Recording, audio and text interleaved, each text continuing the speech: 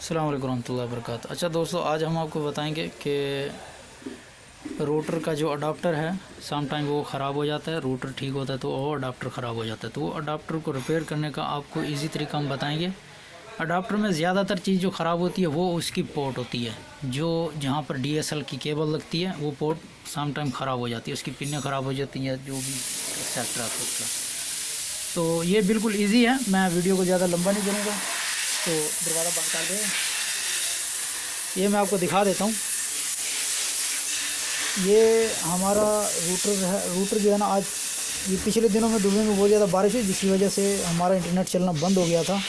तो हमने जब चेक किया तो उसमें हमारे पास जो रूटर लगा हुआ था, जो उसका अडाप्टर था, वो उसके अंदर ये पिनें, आप ये देखें,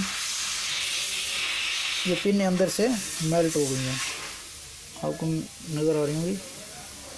ये देखें, इसमें आधी पिनें हैं और आधी नहीं है, वो मेल्ट होकर जल गई हैं। तो स्पार्क की वजह से पानी वगैरह चला गया था। तो अब ये रिप्लेस करके मैं ये वाली पोर्ट लगा दूंगा इसके अंदर। और ये पोर्ट कहाँ से है हमारे पास, ये भी मैं आपको बता देता हूँ, एक्सप्लेन कर देता हूँ। आपको याद होगा कि पुराने PC आया करते थे जिसके अंदर DSL मोडेम कार्ड लगता था, जिससे आप जो है ईज़िली इंटरनेट चलाते थे। तो ये वो कार्ड है जिसके अंदर से मैंने रिमूव कर लिया। रिमूव करने के बाद अब मैं दोबारा इसको रीइंस्टॉल कर दूँगा अपने इस अडाप्टर के अंदर। ये वो अडाप्टर है D-Link का, ये मैं आपको दिखा देता हूँ, इसकी रिक्वायरमेंट है ये वाली। तो ये इसका D-Link का अडाप्टर है, ये वाला। ये अडाप्टर काम नहीं करता था, इसकी जो पोर्ट थी वो ख़राब थी। तो ये अब मैं इस अडाप्टर के अंदर इसको रीबिल्ड कर दूंगा और ये दोबारा से कनेक्ट हो जाएगा और ये अच्छे से चलेगा।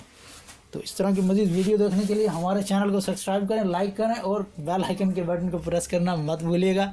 ओके दोस्तों, तब तक के लिए अल्लाह हाफिज़। चैनल का नाम तो सुनो।